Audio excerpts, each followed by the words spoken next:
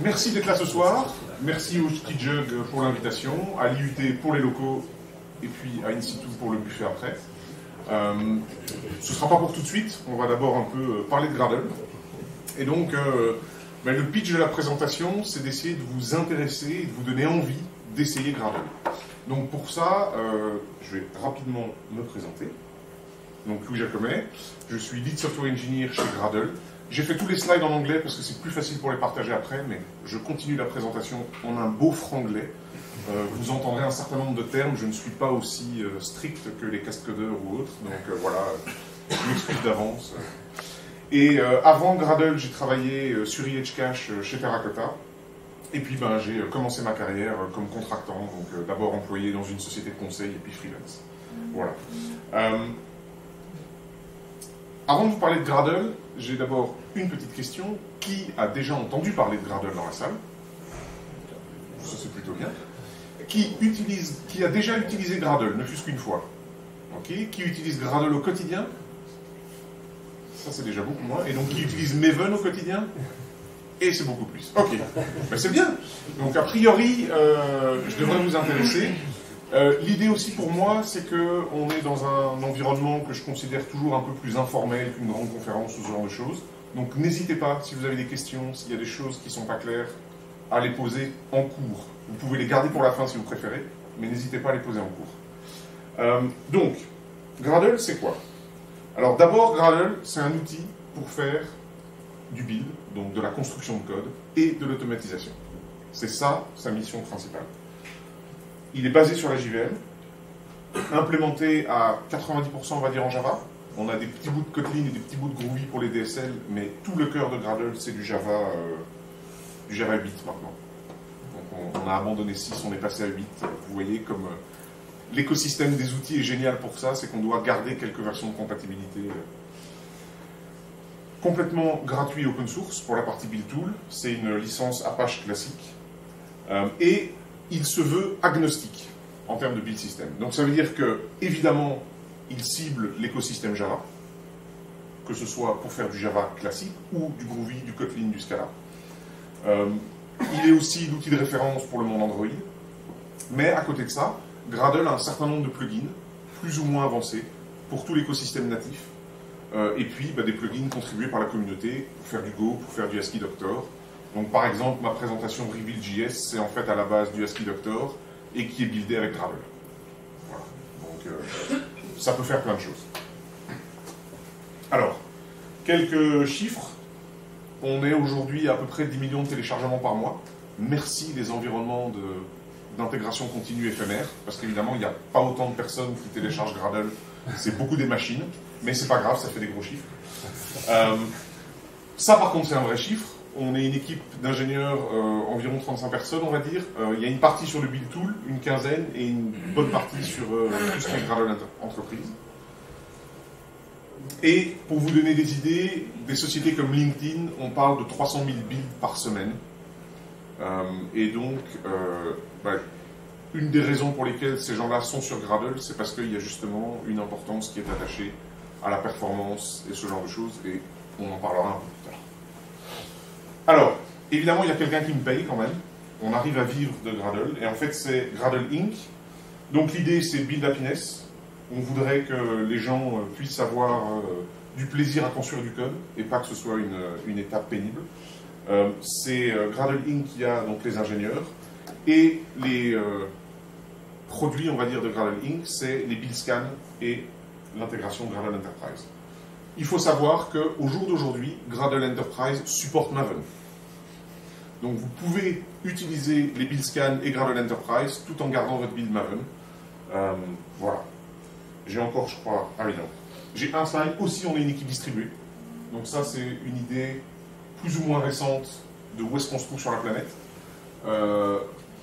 Comme on peut le voir, on respecte pas mal, par contre, la distribution homme, blanc. Hein, je vous laisse imaginer les zones qui sont couvertes et celles qui ne le sont pas. Ça reste une réalité du métier, on va dire. Donc, Gradle Enterprise, c'est mon seul slide sur le sujet en détail. Donc, en gros, l'idée, c'est que quand une entreprise fait du build, enfin, quand une entreprise construit du logiciel, le build est une partie importante, et on veut pouvoir collecter des données afin de pouvoir améliorer ce build, comprendre pourquoi et quand ça ne fonctionne pas, etc. etc. Et donc vous avez en fait un serveur en interne sur lequel vous déployez les build scans, et les build scans j'en reparlerai tout à l'heure, et qui sert aussi de back-end pour ce qu'on a pour tout le build cache. Et à nouveau, j'explique un peu plus tard ce que c'est. Et ces fonctionnalités-là sont disponibles pour le Gradle Build Tool, mais aussi pour Maven. Donc là, par contre, on est dans du logiciel payant, évidemment, et non plus open source. Et la dernière chose, comme toutes les sociétés qui font du logiciel au jour d'aujourd'hui, on a besoin de gens, et les gens, c'est compliqué à trouver. Donc, si dans le reste de la présentation, ce dont je vous parle vous intéresse, n'hésitez pas, voilà, ça peut être une aventure à tenter. Ok, c'est fini pour les intros et tout, on rentre dans le vif du sujet. Donc l'idée d'avoir un outil de build, et pourquoi faire un nouvel outil de build, bon, sachant que nouveau c'est à prendre entre guillemets, parce qu'au final, Gradle a quasiment le même âge que Maven en fait. Ils ont juste pris des directions, on va dire, pas en parallèle, et Maven a eu un succès sur base, entre autres, de la complexité de Ant, qui a fait qu'il a aujourd'hui une part de marché, comme la main levée au début a pu le montrer. Mais donc, quand on veut influencer la productivité des développeurs, on peut bien sûr parler des outils tels que l'IDE. On peut parler des langages et des frameworks. Il y a une raison pour laquelle quelque chose comme Spring Boot est populaire aujourd'hui. Il y a une raison pour laquelle on a Micronaut et Quarkus qui apparaissent sur l'écosystème aujourd'hui. Il y a des raisons pour lesquelles on facilite les choses avec les containers Docker. Hein. Ça tourne sur ma machine, ça tourne dans Docker, hop, on met en prod. On peut bien sûr parler de la qualité du hardware. J'ai eu l'occasion de travailler dans des grandes entreprises qui croient en Windows, en virus scanner, et qui du coup vous donnent une machine sur laquelle en fait compiler quelque chose prend 4 fois plus de temps juste à cause de ça. Donc si on veut augmenter la productivité, c'est un des facteurs. On peut bien sûr former les gens, on peut les nourrir, ça fonctionne aussi. Mais finalement, quand on résume, aujourd'hui en tant que développeur, notre productivité, c'est quand on a un cycle de feedback rapide. À quelque niveau que ce soit. Si vos tests mettent une demi-heure, vous n'aurez pas un cycle de feedback rapide. Si votre build met une demi-heure, c'est le même problème. Et ceci à tous les niveaux. Du coup, l'idée de Gradle, évidemment, c'est de vous offrir ce cycle de feedback rapide au travers d'une performance maximum pour vos builds. Pour ça, on est obligé de mesurer, d'optimiser et surtout aussi d'être consistant. Il faut que les choses fonctionnent. Si ça fonctionne à gauche, ça doit fonctionner à droite, ça doit fonctionner sur votre machine, ça doit fonctionner en CI. Il ne doit pas y avoir de surprise entre les environnements. Ou alors, s'il y en a, il faut pouvoir les comprendre le plus vite possible afin de réagir et de corriger. Mais du coup, maximum build performance, en fait, c'est quelque chose de très très subjectif comme chose. Parce que quelqu'un qui construit des petits microservices, chaque microservice, finalement, va avoir un build qui sera relativement rapide. Un éditeur logiciel qui a une base de code qui a 15 ans, sur lesquels se sont venus greffer des additions au travers du temps, en général, il va avoir un build qui sera plus compliqué et plus lent. Mais l'idée, c'est de se dire, qu'est-ce qu'on peut faire pour l'améliorer? Pour mesurer, on a besoin de données. En général, sur un environnement d'intégration continue, c'est des choses qu'un Jenkins, qu'un TeamCity vont vous fournir. Vous allez réussir à extraire des informations sur vos builds. Par contre, dès qu'on parle de ce qui se passe sur vos postes de travail, et à nouveau, le but ici, c'est pas de est-ce qu'il a bien buildé l'application, non, le but c'est de se dire est-ce qu'on arrive à avoir un environnement performant pour les développeurs. Ça, c'est quelque chose qui est beaucoup plus difficile à voir. Sur l'optimisation, c'est pareil. C'est très bien de dire qu'on va optimiser, mais si jamais j'ai pas du feedback sur lequel je peux prendre une action, en fait, je fais quoi? Et dernière chose, cette confiance dans l'outil, je pense que ça, c'est pour moi une des caractéristiques d'un outil qui fait sa qualité. Est-ce que je peux avoir confiance dans mon outil? Donc tout ça nous amène en fait à un petit retour d'expérience personnelle sur le sujet, puisque une des raisons pour lesquelles j'ai rejoint Gradle, c'est parce que j'étais sur des projets, les projets buildés avec Maven commençaient à devenir problématiques pour différentes raisons, et on a commencé à utiliser Gradle de plus en plus, et puis à un point je me suis dit, tiens, en fait, finalement, c'est quelque chose qui a de l'importance, pourquoi ne pas plonger dedans carrément. Donc c'est quoi? Un grand projet Java, plus ou moins 20 projets Alors la terminologie Maven, c'est 20 modules, mais donc un seul projet avec un certain nombre de modules. C'était Maven. Il nous fallait plusieurs minutes pour avoir une archive. Et l'invocation, c'était clean package moins des skip tests. Parce que le problème, c'est que si on ne skip pas les tests, on en a pour 2h30. Et donc, c'est le genre de choses, forcément, ça a un impact par rapport à la productivité dont je parlais. Donc on a décidé de migrer sur Gradle. Donc ça a été un peu ma crise de la quarantaine. J'ai droppé la pull request le jour de mes 40 ans. Et je leur ai dit, j'ai pas de quoi m'acheter une bagnole rapide encore, ou ça m'intéresse pas tant que ça. Et je savais pas quoi faire, donc j'ai fait ça. J'ai fait un certain nombre d'heureux, et un certain nombre de malheureux, soyons honnêtes. En quelques secondes. Donc en fait, je travaille dans le projet. Je lance un Gradle Assemble qui dit à Gradle, en fait, tu crées tous les binaires de l'application. Déjà, j'ai pas besoin de lui dire de ne pas faire les tests, parce qu'en fait, ce que je lui demande, c'est les binaires. Donc, il s'occupe de faire que les binaires. Et en plus, surtout, je fais des changements dans le code, et en moins de 20 secondes, j'ai mon binaire qui est créé.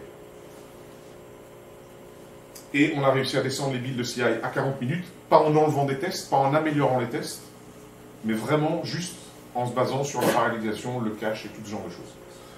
L'effet pervers de ça, maintenant que mes ex-collègues m'en reparlent aujourd'hui, c'est qu'en fait, les 2h30 de test, il aurait bien fallu faire quelque chose pour que les tests soient un peu plus rapides, enlever de la redondance et ce genre de choses. Les 40 minutes les ont bien cachés, donc ils sont remontés à 1h10.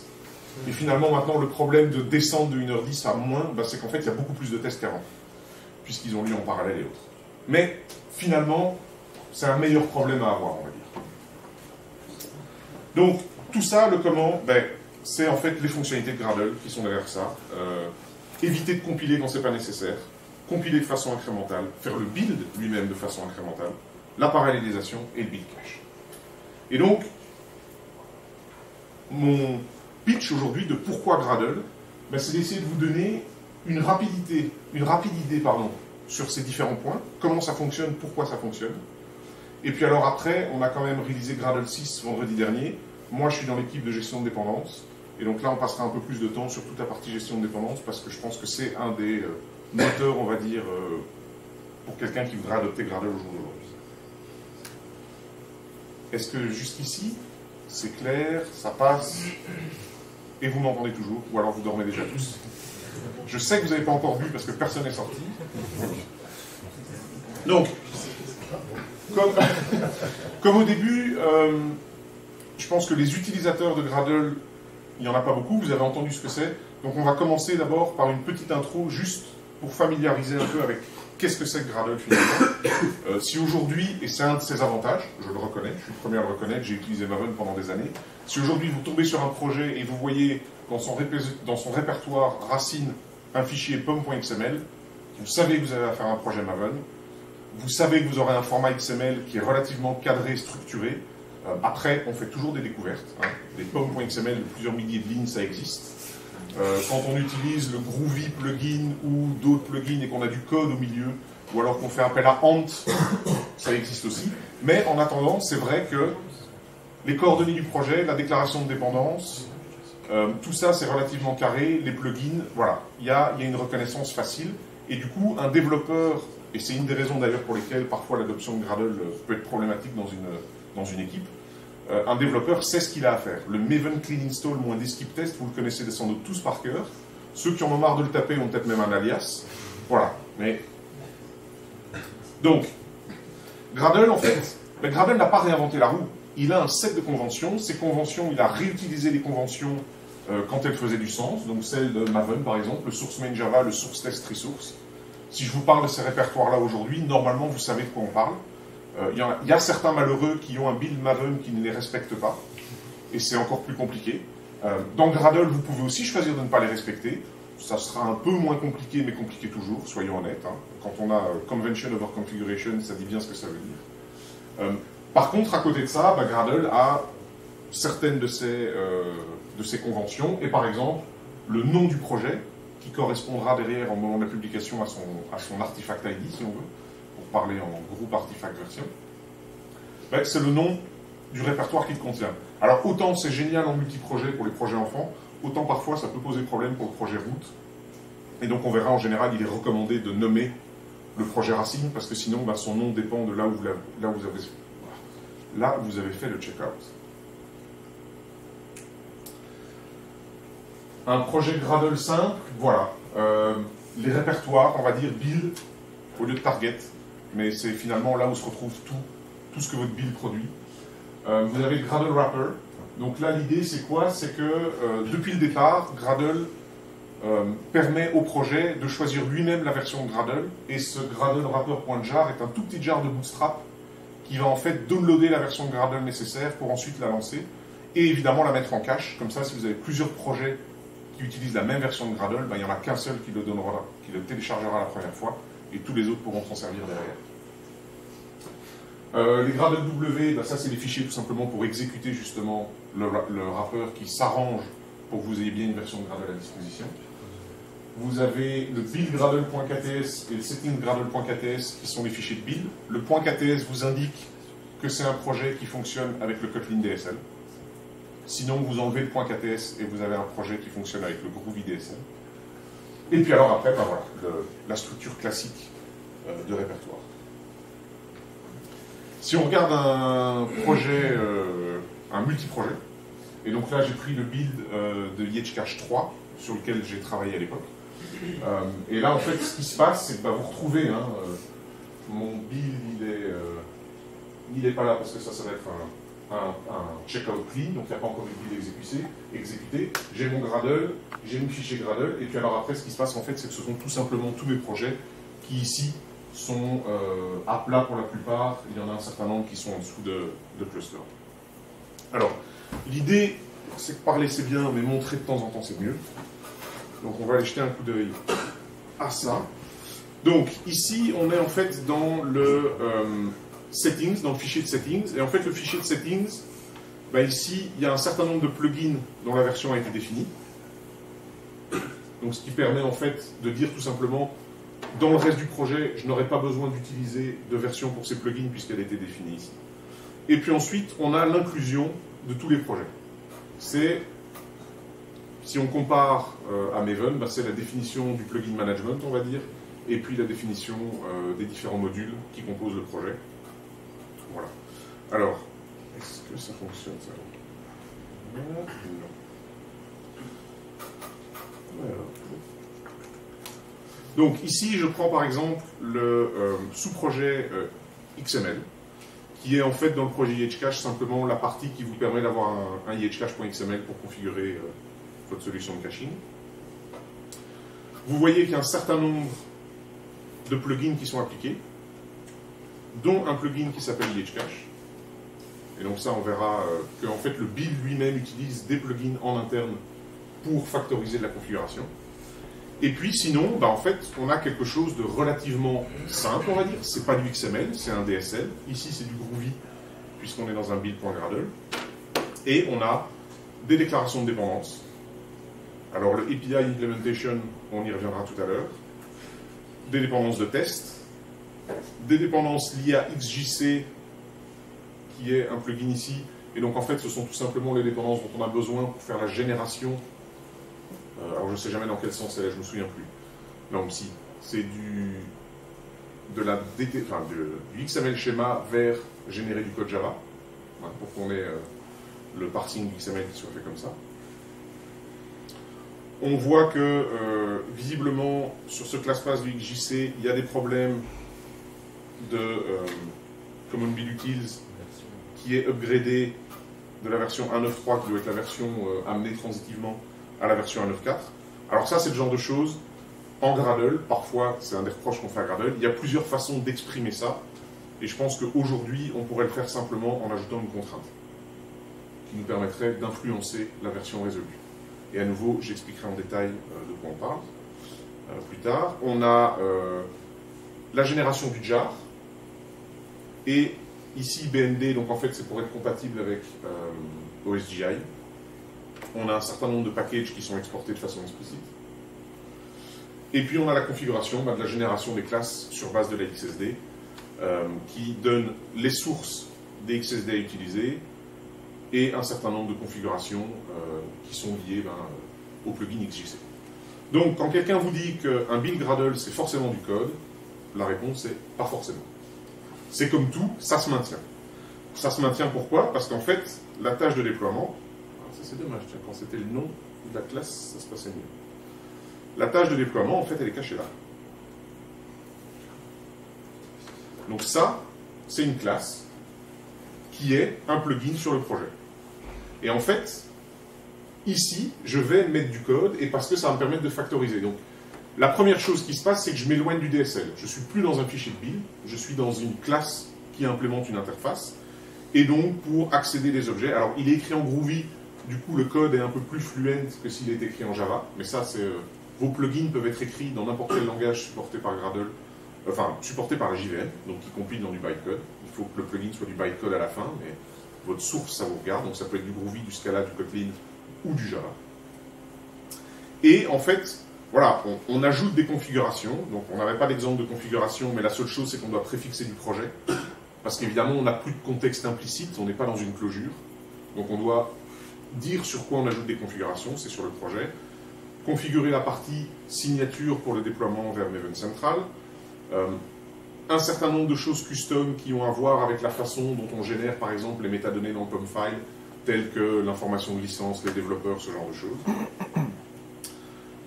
Et la configuration de publication, qui par exemple ici utilise encore Upload Archives, qui aujourd'hui est déprécié, et on recommande d'utiliser les plugins de publication que sont Maven Publish ou Ivy Publish. Voilà. Et donc, l'idée, quand on a construit le build, au départ, ben, le build ne ressemblait pas à ça, évidemment. Il n'y avait pas tous ces fichiers-là. C'est des choses qu'on a itérativement ajoutées pour pouvoir faire exactement ce qu'on voulait avec le software. Et puis, il y a un moment, on s'est dit, bah, tiens, en fait, on est en train d'écrire des pages de code qu'on applique à tous les projets. En fait, toute cette logique-là, c'est de la logique qui a à voir avec le déploiement. On en extrait un plugin, et puis on l'applique ensuite sur les différents projets qui, effectivement, doivent être déployés. Donc, par exemple, typiquement, le projet de test d'intégration, lui, on ne le déploie pas. Donc, ce plugin ne sera pas appliqué. Alors, avec tout ça, Gradle, donc c'est aussi la ligne de commande. Je suis désolé pour les couleurs, mais visiblement, ça rend pas très bien en light, mais c'est mieux pour vous la lecture, mais la ligne au-dessus, elle n'est pas terrible. Donc, comme on dit, j'ai mon Gradle Wrapper. La première chose que je peux faire sur un build Gradle, et qui, par exemple, peut être un bon réflexe si vous découvrez Gradle et si vous arrivez sur un build que vous ne connaissez pas, c'est demander au projet quelles sont les tâches. Et évidemment, je vais avoir un certain nombre de tâches qui sont groupées. Ouais. Et qui regardent tout ce qu'il y a dans le projet. Donc, j'ai des tâches de build classiques. Par exemple, Assemble, dont je vous ai parlé plus tôt, qui crée les outputs. Build, ça assemble et teste. On a aussi des tâches qui permettent de dire, tiens, je suis en train de builder ceci, je voudrais du coup que tu builds tout ce qui en dépend. Parce que j'ai pas envie de savoir ce qui en dépend, mais comme Gradle le sait, moi, je te dis, recompile le projet XML et tu me recompiles tout ce qui en dépend. On a des tâches de build setup. Alors, celles-ci, en fait, sont un peu particulières, puisque ça, c'est initialiser un build Gradle et ça, c'est mettre à jour le wrapper. Mais elles apparaissent quand même dans tout build Gradle. On a la tâche de code generation. Et en fait, la liste de tâches que vous voyez ici, c'est pas uniquement les tâches du projet root, non, c'est vraiment toutes les tâches que vous pouvez invoquer et que Gradle saura résoudre. Mais dans le cadre, par exemple, de cette tâche de génération, en fait, le seul projet qui a cette tâche, c'est le projet XML. Voilà. Et puis, on a visiblement, on a des samples qui utilisent Gretty pour démarrer, du coup, on a toutes les tâches Gretty qui apparaissent. Ça fait beaucoup. Ça, après, c'est les plugins qui contribuent les tâches, et quand elles les décrivent, ça veut dire qu'on peut estimer qu'un développeur pourra en avoir besoin. Ça dépend derrière des cas d'utilisation et de ce qu'on fait de différents plugins. On a un certain nombre de tâches d'aide qui permettent d'avoir des informations plus détaillées sur certaines parties du build. Visiblement, il y a un plugin OWASP qui est appliqué. Les parties publication.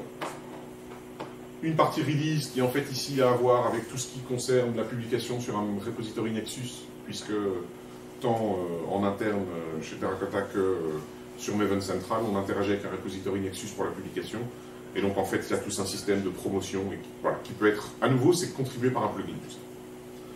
Donc, une fois qu'on a fait ça, le genre de choses, par exemple, c'est de faire du compile Java qui va compiler l'entièreté du projet.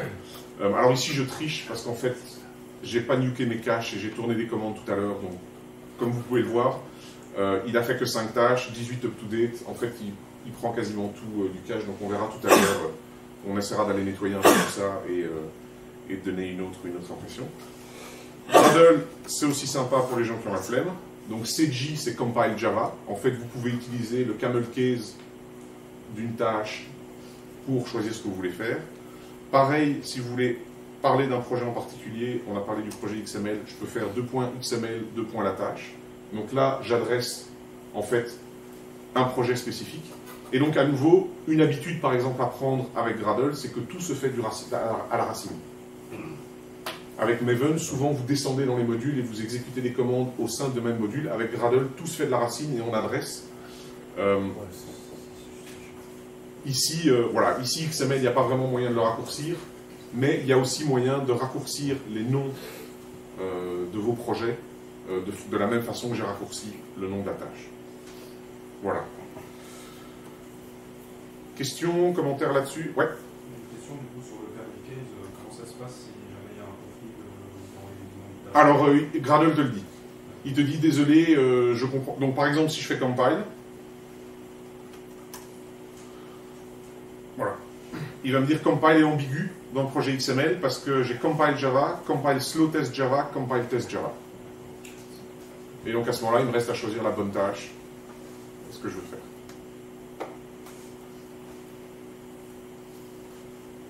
Ok. Donc ça, c'est juste quelques slides pour la partie en ligne, mais finalement, ça repart. Ah oui, la seule chose que je n'ai pas montré, c'est le Gradle.properties, mais ça vous permet de définir des propriétés qui sont spécifiques au build. Et bien sûr, il y a toujours, et c'est le même système que dans Maven, vous avez un Gradle Homedir sur votre disque, dans lequel vous avez aussi un Gradle.properties, et dans lequel vous pouvez définir alors des propriétés qui sont plus sensibles, comme par exemple des login passwords pour des interactions avec des services externes, ce genre de choses que vous ne voulez pas mettre dans un repository, encore moins dans un repository open source. Le build source, c'est vrai que je ne l'ai pas mentionné, mais le plugin que je vous ai montré, en fait, ce n'est pas un plugin qui est distribué sous forme d'un binaire, c'est un plugin qui est dans un projet spécial Gradle, et en fait qui est un répertoire build source à la racine de tout projet Gradle, et qui vous permet de coder de la logique qui sera du coup disponible dans l'ensemble de votre build, l'ensemble de vos projets. Et c'est juste un setup, c'est un setup classique, hein. Si je repasse rapidement sur le projet ici, le terminal, en fait, vous allez voir que le build source, il a un source main Groovy, puisque nos scripts sont écrits en Groovy, il a un build.gradle, donc c'est un projet Gradle comme les autres. La seule chose, c'est qu'il a une signification un peu particulière par rapport au cycle de vie de votre build. Et c'est vraiment quelque chose vers lequel il faut aller assez vite. Dès que vous commencez à avoir un peu trop de logique, je n'ai pas montré une dernière chose, par exemple dans le build ici de IHCache, il commencerait à être intéressant de réextraire un plugin du build.gradle de base. Parce que, donc, il a un certain nombre de définitions communes qui sont relativement descriptives, on va dire. Donc ça, c'est pas vraiment du code et autres. Par contre, il a un certain nombre de choses au début, des if then else, et encore, voilà, un certain nombre de choses qui sont configurées pour tout le projet et qui sont encore faites ici et qui effectivement pourraient éventuellement gagner en clarité en étant extraites dans un plugin du build source. Le répertoire build, c'est typiquement ce que vous ne voulez pas committer. Et le point Gradle, c'est des caches locaux au projet, en fait. Donc Gradle a tout un système de caches sur un certain nombre de choses, et il y en a qui peuvent être partagées, et il y en a qui sont locales au projet. Le wrapper, j'en ai parlé, et voilà. Donc ça, c'est pour vous donner un peu, on va dire, ouais, un peu de connaissance sur ce que c'est un projet Gradle, et pourquoi il ne faut pas en avoir peur. Ça ne fait pas plus peur que Maven. Je pense que pour moi, l'analogie la plus parlante de se lancer dans Gradle, c'est ce qui vous est arrivé quand vous êtes passé de Subversion, voire CVS, à Git. Il y a des concepts qui restent communs, un commit, une branche, un tag. Pourtant, un commit en Subversion, un commit en Git, c'est pas vraiment la même chose. Une branche dans les deux, ben, c'est pas la même chose non plus. Pareil pour les tags, et donc il a fallu s'adapter de l'un à l'autre. Alors l'avantage, c'est qu'on interagit tous les jours avec son système de gestion de version, et pas de version de gestion, de gestion de version. Par contre, avec le build tool, à part lui donner des commandes, on n'est pas dedans à chaque fois, et donc c'est vrai que les différences derrière sont plus difficiles à absorber et à intégrer. Donc, pour en revenir à Gradle, et pourquoi est-ce que l'expérience dont je vous parlais, ma propre expérience de réussir à transformer un build et le rendre plus rapide, pourquoi est-ce que Gradle arrive à faire ça? En fait, Gradle, dès le départ, et parfois même de façon trop poussée, ou en tout cas avec des essais qui n'ont pas mené, qui ne sont pas arrivés en tout cas à ce qu'on espérait faire, mais Gradle veut vraiment modeler votre système. Et donc, un premier exemple, c'est, par exemple, un class-path de compilation. C'est quoi un class-path de compilation? Qu'est-ce qui est important pour un compilateur? Tous les inputs, que ce soit des jars ou des classes directory. Dans les jars, c'est les class files. Et les class files, elles ont tant une API qu'une implémentation, qui est bien sûr dans le même fichier, dans le cas de Java. Ça, par exemple, c'est ce que vous donnez à un compilateur. Mais en réalité, ça, c'est ce dont le compilateur a besoin. Okay. Évidemment, vous ne donnez pas un point Java, vous donnez le point classe équivalent de ça, mais ce qui intéresse le compilateur, c'est le point classe équivalent des signatures. D'ailleurs, vous lui donnez ça, c'est pareil. Quelqu'un a vu ce que j'ai changé? C'est l'ordre des méthodes. C'est les deux mêmes méthodes, sauf que mon get squared x et mon get x, c'est squared d'abord, x d'abord, et là c'est x d'abord, squared d'abord. Et en fait, pour le compilateur, ça ne change absolument rien. L'adressage, ce genre de choses, c'est pas l'ordre qui est important, et donc on n'a que les signatures publiques qui sont importantes. Par contre, si je vous parle d'un class-path de runtime, il y a quelqu'un qui se lance, est-ce que ce que je viens de dire reste vrai? Donc au runtime, allez, c'est une question facile quand même. Non? Ben donc, bien sûr que non. Au runtime, tout a de l'importance. Le code de mes méthodes, le fait que je vais loguer quelque chose, le fait que je vais lancer une exception sur des inputs pas corrects, tout ça, ça a de l'importance. Du coup, Gradle va, en interne, et aussi vous permettre de le faire si jamais vous avez besoin de faire des tâches qui ont avec de la compilation, va modéliser cette différence. Et en fait, lorsque vous définissez une tâche, vous allez pouvoir lui dire « Ah, attention, la collection de fichiers, là, il faut le considérer comme un class path. » Donc ça veut dire que tout est important. Ou alors non, justement. La seule chose qui m'importe, c'est pour de la compilation, donc j'ai juste besoin, si on veut, de l'application binary interface, donc vraiment de ce qui va me permettre de décider quoi compiler et comment le compiler. Et ça, derrière, ça débouche sur quoi? Ça débouche sur, justement, ne pas toujours recompiler. Le compile et le runtime class path ont des différences sémantiques, c'est pas exactement la même chose. Gradle a ce modèle, il comprend la différence entre les deux, et du coup, quand vous recompilez, il peut ignorer des changements qui n'ont pas d'importance. Jusqu'à quel point? Vous mettez à jour une dépendance. Et en fait, la seule chose qui a été fixée dans votre dépendance, c'est un problème d'implémentation. Gradle ne recompilera pas. Après, ce genre de système, il a été introduit il y a des années. Il a mis des années à être complètement stable. Il y a encore des cas, on va dire, où malheureusement Gradle abandonne et dit « Oups, je ne sais plus, on recompile tout ». Il reste des cas limites. Mais c'est typiquement aussi le genre de choses, c'est stable. Ça a été activé par défaut depuis Gradle, je ne me souviens plus, mais je pense qu'au moins 5. Et aujourd'hui, c'est complètement stable. C'est le genre de choses sur lequel on a relativement, quasiment pas de retour. Et donc, ça veut dire que ça fonctionne. Ceux qui ont essayé de faire de l'incrémental avec Maven savent que malheureusement, et il y a plein de raisons pour lesquelles c'est comme ça, mais ça ne fonctionne pas aussi bien. Vous allez avoir des classes qui manquent, des classes centraux, ce genre de choses. Et donc, voilà, ça c'est une des choses, par exemple, que Gradle fournit, grâce à cette modélisation. Après, j'avais parlé... Ouais. Comment Gradle fait? Il va scanner par exemple ta dépendance, extraire l'intégralité des interfaces et ensuite mettre cache sans cache? Oui, c'est ça. Et donc c'est une des raisons par lesquelles, on en reparlera tout à l'heure, mais il y avait quelqu'un sur Twitter, mais pourquoi est-ce qu'un build tool a besoin d'ASN? Entre autres pour ça, parce qu'on est obligé de faire de l'analyse de bytecode pour comprendre les choses. Après, il y a des présentations plus longues sur ce sujet-là en particulier. justement sur les stratégies, sur comment ça fonctionne en interne. Donc si ça vous intéresse, je pense qu'il doit y avoir moyen de trouver des slides ou même des enregistrements qui parlent de ça plus en détail. Là, ici, je voulais rester au niveau parce qu'on a pas mal de choses à couvrir et que bizarrement, je parle et qu'on avance. Donc, après, l'autre étape, c'est cette notion d'incrémentalité. Dès que vous faites un clean, que ce soit avec Maven, que ce soit avec Gradle, en fait, vous repartez de zéro. Et repartir de zéro, ben, ça veut dire qu'on va refaire des choses qui ont été faites et qui restaient correctes. Bien sûr, on va refaire des choses qui doivent changer, mais ça, c'est tout le principe de l'incrémentalité. Par contre, refaire les choses qui n'étaient plus à refaire, ben, c'est une perte de temps. Comment est-ce qu'on vérifie qu'on a un build incrémental? Ben, en fait, on tourne le build, on retourne le build sans aucun changement, et on doit arriver à quelque chose qui nous dit « j'ai pas réexécuté de tâche, j'ai rien fait de spécial, tout est bon, ça roule ». Si ce n'est pas le cas, eh ben on investigue, on comprend pourquoi et on fixe. Parce qu'en fait, cette incrémentalité, on va voir que c'est aussi un prérequis pour pouvoir utiliser quelque chose comme un build cache.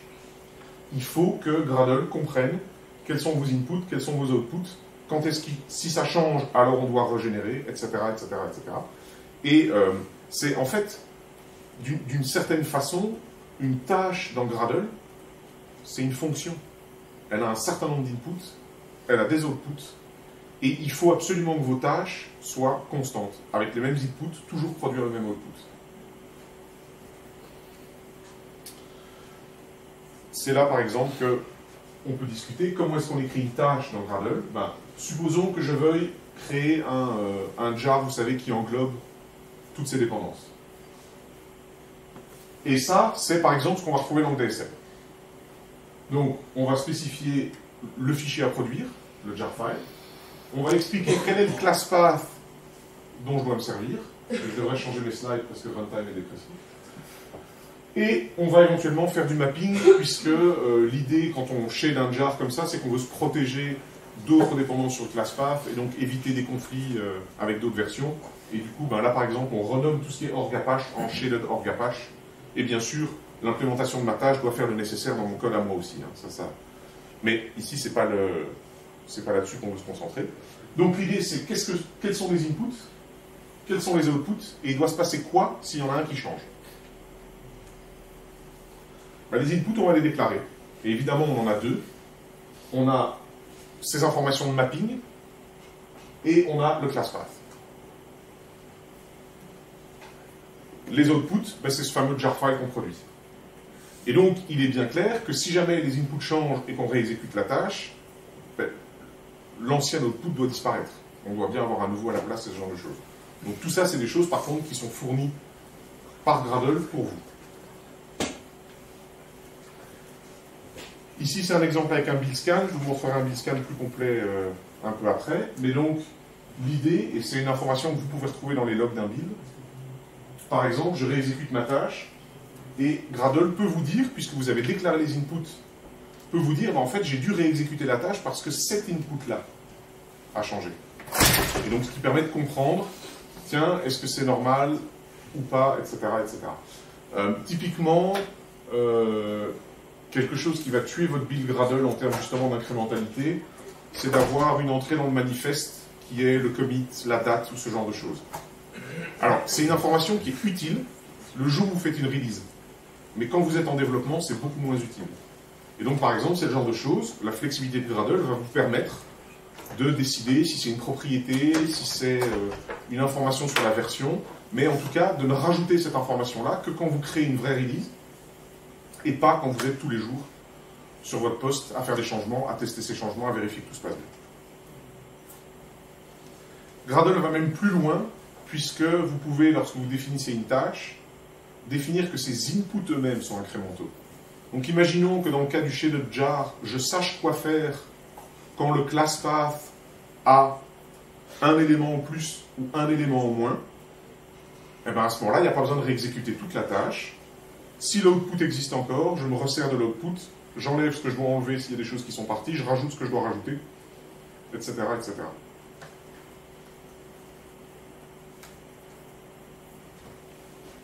Vous êtes toujours avec moi? Ok. L'étape suivante, c'est justement par exemple cette idée de build cache. Comment est-ce que ça fonctionne? Ben, Gradle, en fait, de base, réutilise déjà les résultats d'un build tourné sur ma machine, dans le cas échéant, pour refaire un build suivant.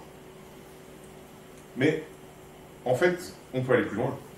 Pourquoi ne pas réutiliser les résultats d'un build, d'où qu'ils viennent, quand moi je build sur ma machine? Et donc l'idée ici, elle est très claire. Vous arrivez le matin, vous mettez à jour votre guide par rapport aux changements faits par vos collègues la veille, et vous recommencez votre journée de travail. Et quand vous rebuildez le matin cette première fois, en fait, votre environnement d'intégration continue, il l'a déjà buildé pendant la nuit. Pourquoi est-ce que vous ne pourriez pas bénéficier de ça, plutôt que d'avoir à tout refaire sur votre poste? C'est exactement ce que offre le build cache. Donc, une petite démo rapide.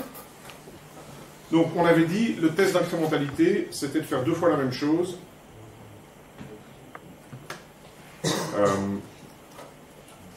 Et ne plus rien avoir à faire. Ah oui.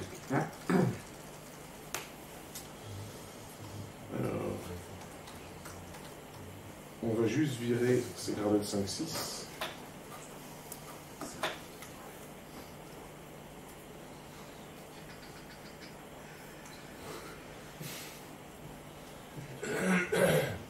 Hop. Voilà. Donc là, ici, le but, c'est pas de faire tourner les tests et ce genre de choses, donc je vais juste produire les archives du projet.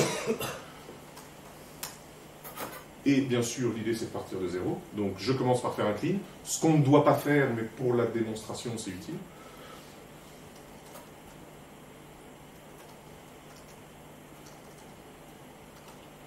Ben, ça suffira. Voilà. Et donc là, on voit que il est bien obligé de bosser. Hein?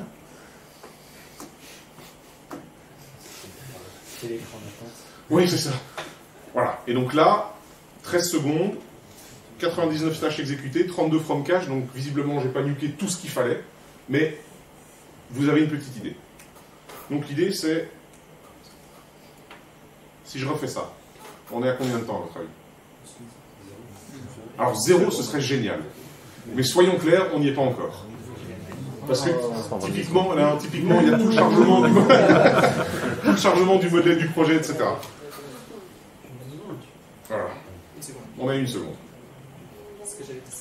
Alors, 1 seconde, c'est bien, mais comme j'ai rien changé, ça reflète pas. Enfin, si vous passez votre journée à lancer vos builds Gradle et à vous dire, putain, c'est génial, regarde, ça prend pas de temps.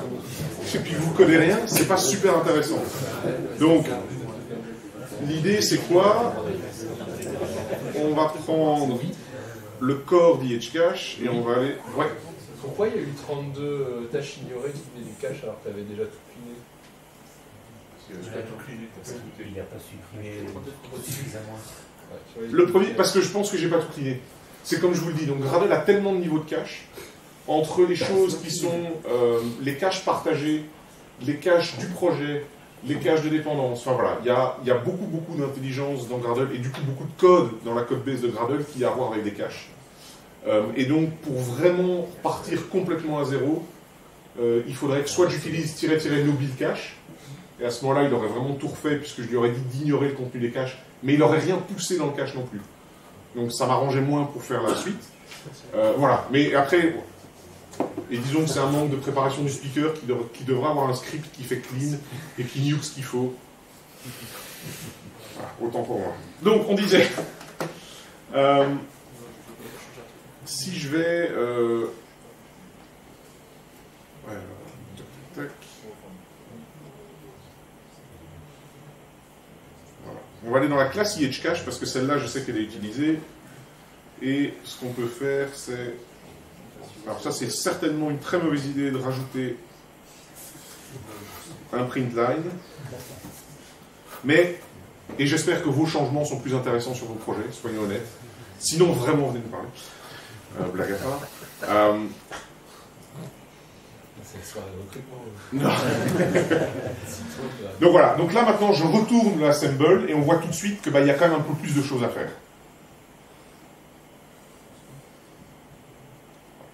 Mais, donc on est de nouveau à 9 secondes, j'ai l'ensemble des binaires du projet, et donc y compris, c'est quoi, c'est le projet de distribution,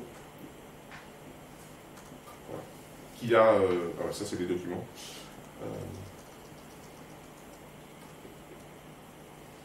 Qui a, voilà, tous les différents projets qui représentent le binaire d'IHCache complet.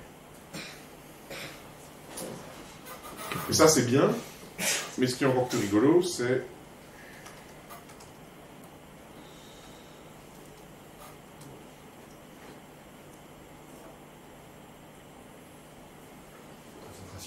Ouais. Je le fais pas assez souvent. Non. Qu'est-ce qu'il veut? Committee.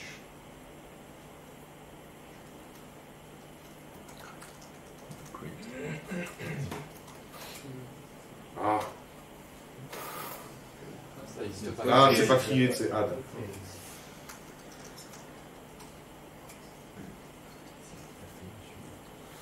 Alors, donc ce que j'ai fait ici, c'est j'ai fait un checkout d'IHCache. Donc c'est un worktree Git, donc en fait ça vous permet juste d'avoir un clone de votre environnement de travail, mais qui est relié au même repo. Donc en fait les commits que vous faites peuvent être partagés. C'est une tactique par exemple qui peut être très bien quand vous avez des tests qui durent longtemps à tourner, ben, vous pouvez éventuellement scripter tout ça, que ça vous crée un worktree, ça tourne les tests dans le worktree, donc vous pouvez continuer à travailler dans votre principal, et puis à la fin, ben, vous allez juste regarder les résultats à ce moment-là. Mais donc en fait, ce qui se passe ici fondamentalement, c'est que j'ai changé mon checkout d'IHCache, donc j'ai fait un checkout à un autre endroit sur mon disque, et bien sûr,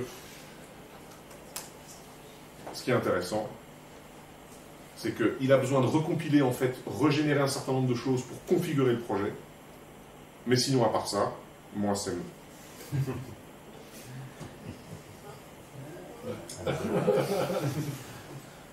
Voilà, on est de nouveau à...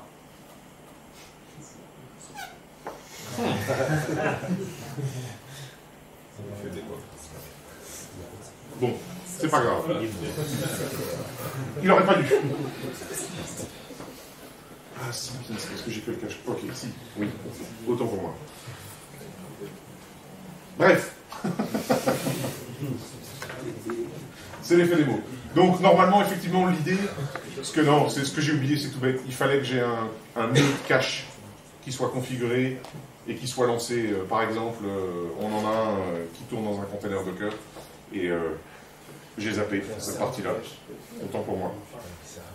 Donc l'idée évidemment, c'est que pour se servir de tout ça, il faut que votre build soit incrémental. Si votre build n'est pas incrémental, ben, le cache ne peut rien faire, puisque ça veut dire que vos input-output, il n'arrive pas à les mapper. Donc comment est-ce que Gradle pourrait se dire « Ah non, mais c'est safe d'aller récupérer les résultats de compilation d'une autre machine ». Et ensuite, on travaille pour les mettre cachables.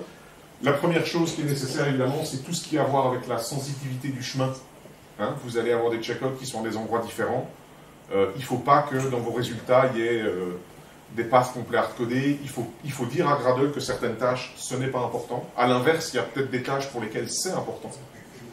Donc voilà. Et évidemment, l'idée, ben, c'est ce que je disais, vos tâches doivent être des fonctions. Il faut que les mêmes inputs produisent les mêmes outputs. Idéalement, équivalent en binaire, quoi, c'est byte to byte. Et bien sûr, vous pouvez avoir aussi la notion d'équivalence sémantiquement. C'est pas byte to byte équivalent, mais vous savez que vous pouvez réutiliser le résultat quand même. Voilà, ça fait partie des choses qui sont importantes. Et donc la normalisation, en fait, on va revoir revenir les concepts qui sont utilisés pour faire cette différence entre compilation et runtime. Parce que c'est juste, en fait, si vous voulez, ce que Gradle utilise en interne, ben, vous est mis à disposition pour vos propres tâches. Mais sinon, c'est les mêmes concepts. Et voilà. Le build cache, il est stable aujourd'hui pour les projets Java, Groovy, Scala, et plus. Maven aussi. C'est pas tout à fait le même cache, parce que c'est une extension Maven qui s'en occupe, mais voilà. Et bien sûr, avec Gradle Entreprise, vous avez un back-end de management, mais sinon, si jamais vous voulez l'essayer, il y a une image sur Docker Hub. Vous démarrez ça, vous le configurez, et toute personne qui a accès à cette image et qui build avec le build cache activé pourra autant écrire que lire.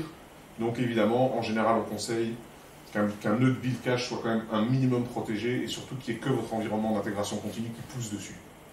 Parce que sinon, de temps en temps, on a un développeur qui fait un peu n'importe quoi, pourrait pousser des choses qui pourraient casser du coup les autres développeurs.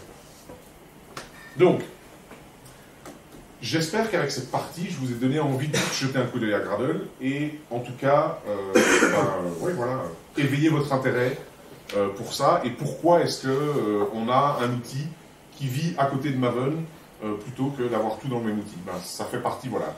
Cette liste de différences, en fait, c'est des choses que vous n'allez pas retrouver telles quelles dans Maven et que Gradle offre en espérant avoir éveillé votre intérêt. Donc, ça va pas. Qu'est-ce que Gradle 6 apporte? Alors, d'abord, support Java 13. Mais pourquoi que maintenant? Si vous suivez un peu, on en est déjà à Java 14 et son testing. Alors, il n'est pas encore final, mais Java 13, c'était septembre. Je vous ai dit release vendredi dernier, donc ça veut dire qu'on a une release début novembre, 2 mois après. En fait, ça reste quelque part un des problèmes de l'écosystème et surtout de cette accélération des releases du côté de Java. C'est que Gradle, il utilise un certain nombre de librairies de l'écosystème. Il est construit sur les épaules des géants. On n'a pas tout réinventé. Que tous ces building blocks supportent Java 13, ça peut prendre du temps. Et parfois, ben, ils le font, mais malheureusement, ça casse des choses. Et donc, ben, quand on fait une release de Gradle, nous, on ne veut pas casser les builds des utilisateurs. Et donc, il y a toujours une balance à trouver entre adopter rapidement ou essayer d'être stable. Et si jamais l'adoption nécessite des changements qui peuvent être cassants pour les builds, ben, le faire uniquement au travers d'une majeure. Par contre, on sait que c'est un point sensible et c'est quelque chose sur lequel on veut travailler pour les versions à venir, pour que justement on ait une adoption plus rapide, puisque maintenant ben, le cycle il est connu, c'est tous les 6 mois. Voilà. Un certain nombre d'améliorations autour de la JVM. Par exemple, on a introduit le fait de ne pas compiler quand il y a des changements dans Groovy dans certains cas. C'est encore une feature preview parce que celle-là, comparée à celle de Java, on sait qu'elle n'est pas complète. Il y a des cas dans lesquels Gradle ne va pas détecter qu'il aurait dû recompiler. Donc vous aurez un peu plus de maintenance à faire. Mais par exemple, nous, sur le build Gradle, ben, toutes les features de Groovy qu'on utilise sont supportées, puisque en fait on dogfood les fonctionnalités. Gradle est buildé avec Gradle. Et pour nous, éviter de compiler du Groovy quand ce n'était pas nécessaire, c'était un gros gain de productivité sur l'équipe en général. Et donc voilà. Donc c'est à tester. Si jamais ça vous intéresse, testez-le et faites des rapports de bugs quand vous trouvez des cas où ça ne fonctionne pas, parce que du coup, ben, on rajoute ces cas-là et on les supporte. On a amélioré aussi tout ce qui était la compilation incrémentale pour Java et Groovy. Pour ce cas-là, le compilateur Zinc, qui est pareil, un compilateur incrémental, on utilisait encore une vieille version. Maintenant, on est passé à la version qui est inclue dans SBT et qui est la version développée et maintenue.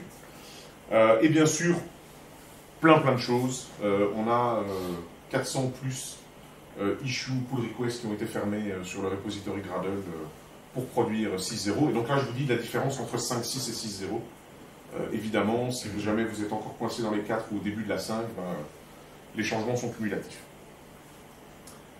Mais finalement, moi, ce qui m'intéresse, parce que c'est aussi un peu, depuis que j'ai rejoint Gradle il y a maintenant 1 an et demi, ce à quoi j'ai passé 100% de mon temps, c'est la partie gestion de dépendance.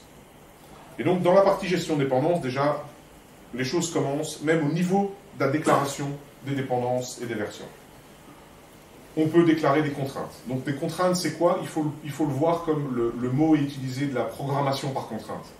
Donc, vous donnez des informations sur une version d'une dépendance, et Gradle va tenir compte de cette information, ainsi que de toutes les informations qu'il trouve dans le graphe transitif, pour décider quelle est la version à utiliser. Ça nous permet aussi, enfin, grâce à ça, on a pu rajouter le support pour les plateformes. Les plateformes, c'est quoi? C'est l'équivalent d'un Maven BOM. C'est la définition de versions regroupées et qu'on peut partager ensuite. Gradle aussi permet d'avoir des versions riches. Je donnerai des détails là-dessus. On a finalement déprécié les configurations compile et runtime, qui sont celles dans lesquelles historiquement vous ajoutiez vos dépendances. À nouveau, je vous donne des détails dans 5 minutes. Les plateformes et les contraintes. Les contraintes, c'est ça. Donc en fait, on est dans les dépendances, sauf qu'on a un bloc contrainte. Et ce bloc contrainte, en fait, il permet de donner des informations de version sans nécessairement ramener la dépendance dans le graphe. Donc, si ça, c'est ma plateforme, et que là, j'ai mon projet qui l'utilise, en fait, ma plateforme va fournir la version de SLF4J API, mais sur mon class path de compilation ou mon runtime, je n'aurai pas SLF4J Simple. Par contre, supposons que ce soit celle-là que je vais utiliser dans mes tests, test runtime, test runtime only, SLF4J simple, sans version, et du coup je l'ai pour mes tests. Donc la contrainte, c'est vraiment une espèce de référence soft qui ne prendra effet que si on a une vraie dépendance qui apparaît dans le graphe. Déclaration de version riche, qui fonctionne d'ailleurs aussi sur les contraintes. En fait, ici, je dis Picocli, moi, je fonctionne entre la 3.9 et la 4.0. Par contre, si jamais personne d'autre n'a une opinion, la 3.9.5, c'est avec ça que j'ai testé. La logique actuelle de résolution de conflits de version Gradle, c'est de toujours upgrader. Parce qu'on estime que la plupart du temps, les librairies essayent de voir une compatibilité backward et ce genre de choses. Le require ici, c'est une information que Gradle va essayer de respecter, mais si par contre quelqu'un d'autre dit « moi je veux 4.2 », on estime toujours que quand on donne une version, vous ne voulez pas ce qu'il y a avant. Et donc si quelqu'un dit 4.2, ben, on résoudra quand même 4.2, parce que c'est un require. Par contre, je peux être plus strict. Non, il n'est pas question. Et en fait, ce que Strictly va faire, donc à la place du requires, il va redéfinir la version pour toutes les dépendances transitives. Donc personne ne pourra plus upgrader par rapport à ce que vous avez mis. Le cas échéant, ça fera un downgrade. C'est typiquement une fonctionnalité que Maven a de par son algorithme de résolution de conflit, qui est en fait, je prends l'information la plus proche. Donc par exemple, les déclarations dans le projet gagnent surtout, ce qui n'est pas le cas dans Gradle. Dans Gradle, les déclarations du projet, c'est une information de plus pour le graphe. Mais donc si une transitive demande une version plus haute, on upgrade. Avec ça, on peut arriver à, non, moi je veux strictement cette version-là, parce que je l'ai testée, je sais que l'autre librairie a dit qu'elle voulait une version plus haute, mais mes tests me montrent que ce n'est pas nécessaire. À nouveau, c'est défini comme une rich version. Par contre, on s'est dit que le cas d'utilisation, de par les demandes qu'on avait régulièrement de « mais pourquoi est-ce que Gradle ne fait pas comme Maven? Est-ce que vous pourriez, s'il vous plaît, faire que les versions de mon projet soient absolues et ne tiennent pas en compte le graphe transitif et autres ?» Et du coup, il y a une notation rapide qui est le double bang, qui vous permet de dire, ben voilà, là c'est Guava 24.1.1, et le double bang dit c'est une version stricte, et donc c'est l'équivalent de la version explicite qui est juste au-dessus.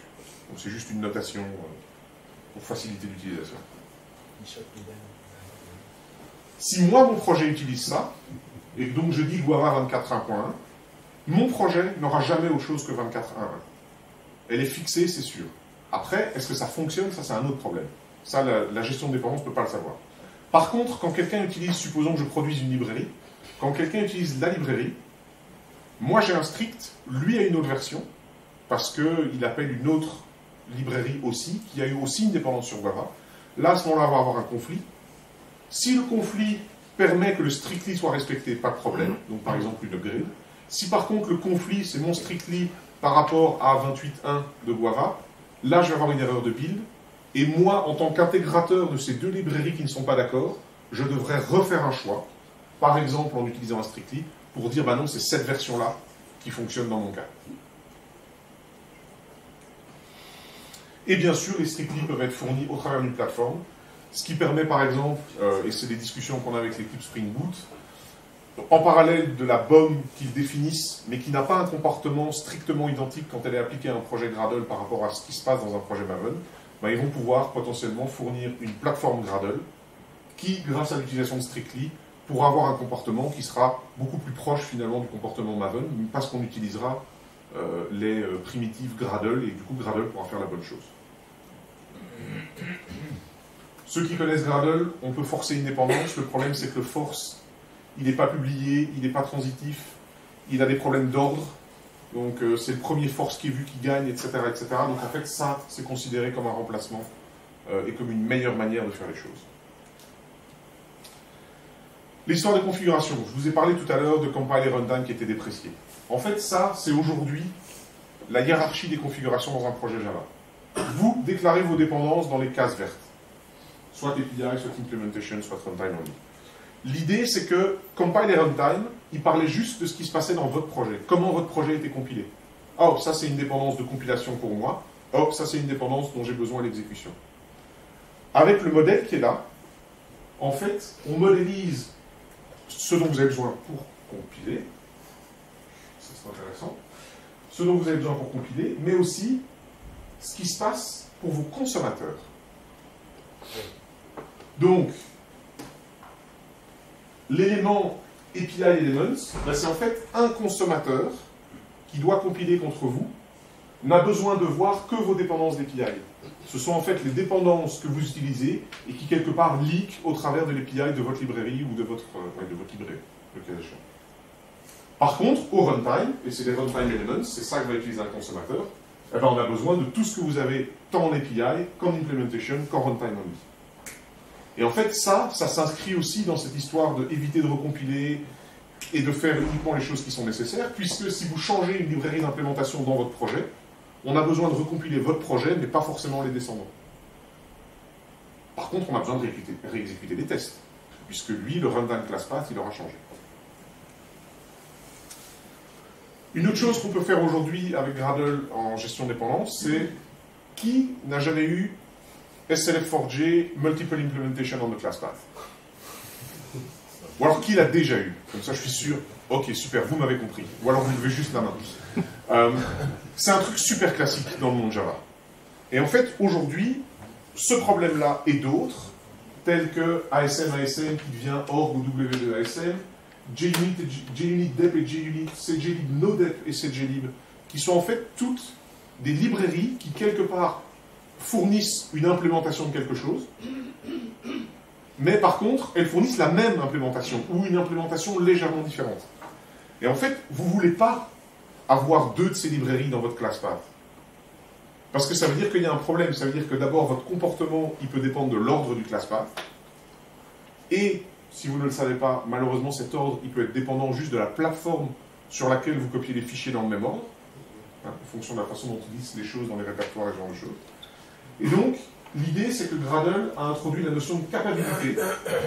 Et la notion de capabilité, dans un graphe de dépendance, vous n'avez le droit qu'à un seul module qui fournit une capabilité donnée. Et par défaut, chaque module fournit une capabilité qui est égale à tout simplement son groupe artefact version. Et donc, qu'est-ce qu'on fait? On enrichit, parce qu'évidemment, aujourd'hui, SLF4J ne déclare pas cette information, si, dans la documentation, mais pas d'une façon consommable par un outil. On enrichit les métadonnées, et donc les métadonnées, en fait, on intervient avec ce qu'on appelle les component metadata rules, et on va dire que toutes les variantes de la librairie que je passe doivent avoir la capability SLF4J impl.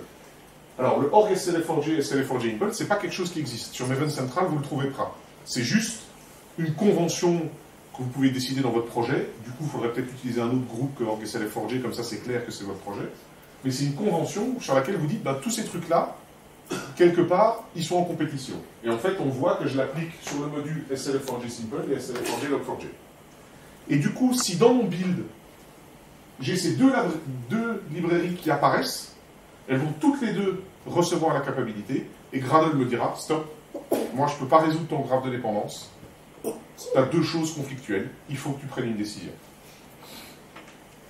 Et évidemment, on a une API qui vous permet de décider, sur base d'un conflit de capabilité, qu'est-ce que vous voulez choisir. Une stratégie, c'est upgrader à la version la plus haute, puisque finalement ça match un peu la résolution de version de Gradle. Mais à côté de ça, vous pouvez dire, ah non, non, moi dans mon cas, en test, c'est SLF4J simple qui doit gagner, parce que ça m'arrange, j'ai pas besoin de démarrer log4j, machin, c'est plus facile à configurer. Par contre, en prod, c'est bien log4j parce que on a toute une suite qui dépend de ça, et donc c'est comme ça que ça va fonctionner. Un autre grand problème, c'est l'alignement, ou plutôt le problème, c'est que les dépendances ne sont pas alignées. Si vous connaissez la librairie Jackson, Jackson a un certain nombre de composants, et ces composants, en fait, ils marchent mieux quand ils ont tous la même version. Finalement, le framework Spring, c'est un peu pareil. Tous les composants qui sont réalisés ensemble, vous n'auriez pas idée d'aller prendre des composants de la version 3.5 et des composants de la version 3.6 et de les mettre en parallèle. Oui, alors ça arrive peut-être, mais idéalement, vous ne devriez pas. Et bien sûr, ce genre de choses, ce n'est pas votre projet. Hein, ce n'est pas votre projet qui, sciemment, va déclarer des versions divergentes. Non, non, c'est vous déclarez des versions, vous commencez à utiliser quelque chose, puis vous amenez une autre dépendance. Cette dépendance, elle a une dépendance transitive sur une de ces librairies. Boum, ça cause la version la version est augmentée, etc., etc. Et donc le but, ce serait de dire, bah non, en fait, ce qu'on veut, c'est de l'alignement. Et en fait, comment est-ce qu'on va résoudre ce problème en Gradle? C'est la même stratégie. On va augmenter les métadonnées de ces composants publiés, soit en définissant une plateforme virtuelle. Si ces composants ne déclarent pas eux-mêmes le fait qu'ils doivent travailler ensemble, et qu'on le sait de l'extérieur, on va pouvoir le faire par ce qu'on appelle une plateforme virtuelle, soit en utilisant une BOM qui a été publiée. Donc par exemple, dans le cas de Jackson, on pourrait se rattacher à la BOM Jackson.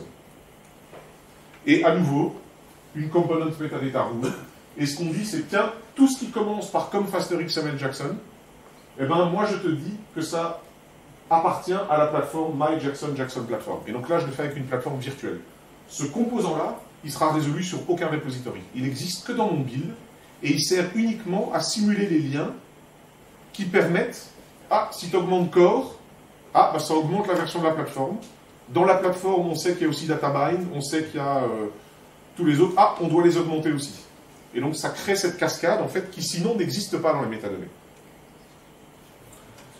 Évidemment, parce que Jackson, c'est un exemple très drôle, Jackson, ils ont l'habitude de faire des patch release avec un 4e digit. Mais quand ils font une patch release, ils ne release pas tout le reste. Et donc, vous vous retrouvez par exemple avec Jackson Databind 2.8.8.1, ça existe. Par contre, Core 2.8.8.1, non. C'est Core 2.8.8. Gradle essaie de faire beaucoup de choses, mais ne peut pas tout faire. Donc la réalité, quand on utilise de l'alignment avec par exemple une plateforme virtuelle, c'est que on va essayer de tout aligner à 2.8.8.1, on va se rendre compte qu'il y a des modules qui n'existent pas, et du coup on va faire un fallback. Maintenant, le souci, c'est que le fallback, il dépend de la version qu'on a observée dans la construction du graphe. Donc si on a vu 2.8.8 comme version, ça tombe bien, on va descendre ceux qui n'existent pas en 2.8.8.1 à 2.8.8. Si par contre on ne l'a pas vu, et qu'on n'a jamais vu que 2.7.8 entre les deux, là, désolé, on va un peu vous embêter. Mais typiquement, ça, c'est un défaut des plateformes virtuelles. Si vous utilisez la BOM de Jackson, vous n'avez pas ce problème-là. Parce que... Enfin, si, vous avez le problème parce que la BOM, elle existe en 2.8.8. Bref. Mais si vous utilisiez effectivement la BOM, vous auriez quelque chose qui alors correspond à ce que Jackson a publié. Et donc on voit là qu'il y a une tension entre essayer de publier de l'information suffisamment riche et ce que Gradle peut faire quand cette information n'existe pas. Bon alors par contre, je vous ai un peu tous enfumé. Parce qu'en fait, tout ce dont je viens de vous parler, à part le Strictly, il n'y a rien qui est Gradle 6. En fait, tout ça, c'est apparu. Les contraintes, c'est 4.5. Les plateformes, c'est 5.0. Le Java Platform Plugin, c'est 5.2. Les Rich Version 4.4, comme je vous ai dit, les sémantiques de Strictly, c'est 6. Je ne vous ai pas complètement menti. Les Capabilities, c'est 4.7. L'alignement, c'est 4.10. Etc. Alors, pourquoi est-ce qu'on en parle dans le cadre de Gradle 6 et pourquoi je voulais quand même présenter comme des nouveautés? En fait, c'est parce qu'avec Gradle 6, ce qui va se passer, c'est quand vous publiez une librairie, en parallèle du pom.xml ou du ivy.xml, on va publier un Gradle module metadata. Et ce Gradle module metadata, c'est un set de métadonnées qui est plus riche et qui permet en fait d'utiliser toutes les fonctionnalités dont je vous ai parlé, tout aussi bien entre projets dans un seul build que entre un projet et des dépendances binaires. Et en fait, ce que fait Gradle 6, c'est qu'il gomme cette différence. Avant, il y avait une énorme différence entre ce que vous pouviez exprimer de façon riche au sein d'un même projet et ce que vous pouviez faire en publiant des librairies et en les consommant. Ce que je vous ai dit. Et bien sûr, pourquoi est-ce qu'on introduit notre format de métadonnées? Tout simplement parce que ni dans le Maven POM, ni dans le IVXML, on a suffisamment de possibilités pour enrichir l'information. Ou en tout cas pour donner autant d'informations. Et donc voilà, la génération fichier de métadonnées. Donc c'est quoi? C'est un fichier JSON. Il commence par spécifier le format de version. Ensuite, on a la définition du composant. Donc ça, c'est les coordonnées en fait de ce qui est publié ici. Donc là, l'exemple, c'est la JUnit Jupyter API de JUnit en 5.6.0 milestone 1. La version de Gradle qu'il a créée. Ce champ-là, il pourrait être utile parce qu'on pourrait imaginer un jour arriver à convaincre ou écrire un plugin Maven qui fasse la publication de ce genre de fichier. Voilà, c'est des choses dont on discute. On en a d'ailleurs discuté à Devox Belgique avec un certain nombre des comités Maven qui étaient là. Et puis, ils définissent ce qu'on appelle des variantes. Et je vais vous expliquer en détail ce que c'est. Ces variantes, elles ont un nom, un certain nombre d'attributs. Je ne vais pas trop descendre dans les détails parce que je pourrais y repasser beaucoup trop de temps. Et puis enfin, on arrive à des dépendances. Donc on voit par exemple que JUnit, ils ont choisi la solution de l'alignement. JUnit dépend de la JUnit BOM. Et donc cette fois-ci, c'est exprimé dans les métadonnées de Gradle, et donc Gradle pourra automatiquement faire l'alignement pour les librairies JUnit. Parce qu'on va avoir le lien de chaque composant de la librairie vers la BOM, et la BOM a des contraintes sur chaque composant de la librairie. À nouveau, la BOM ne définissant que des contraintes, vous n'aurez pas des modules JUnit qui tout d'un coup vont apparaître alors que vous ne les vouliez pas. Non. Mais par contre, s'ils sont dans votre graphe, ils aligneront tous sur la même version. Et on voit d'ailleurs que, du coup, la dépendance vers la BOM, c'est une dépendance un peu particulière parce qu'elle spécifie un attribut et qui dit, attention, moi je dépends d'un composant type plateforme. Ce n'est pas une librairie, la BOM. C'est juste des métadonnées. Voilà, ça c'est les autres dépendances, vous voyez, qui sont plus classiques, on va dire, groupe, module, version. À nouveau, vous voyez que le version, c'est un bloc complet, c'est pas juste un string. C'est parce que le Gradle module metadata va vous permettre d'exprimer des versions riches publiées. Et puis les fichiers avec un certain nombre de checksums. Donc ça aussi, c'est un changement, par exemple, par rapport à un POM file, c'est qu'en fait, les fichiers sont référencés dans le module metadata avec leur checksum, et donc on peut en fait ainsi avoir en quelque sorte une chaîne de confiance dans, tiens, si j'ai bien le bon fichier de metadata, je peux vérifier l'intégrité des jars que je reçois, etc. Runtime, ben enfin, en fait c'est la différence entre API et runtime. Alors dans le cadre de JUnit, il n'y a pas de différence, c'est les mêmes dépendances, croyez-moi. Et puis on va trouver d'autres choses. La Javadoc. La Javadoc, c'est pas juste un fichier avec un classifier. C'est aussi quelque chose qui a des métadonnées. Et ces métadonnées, par exemple, ça va être des attributs différents. On n'est plus dans une catégorie librairie, on est dans une catégorie documentation.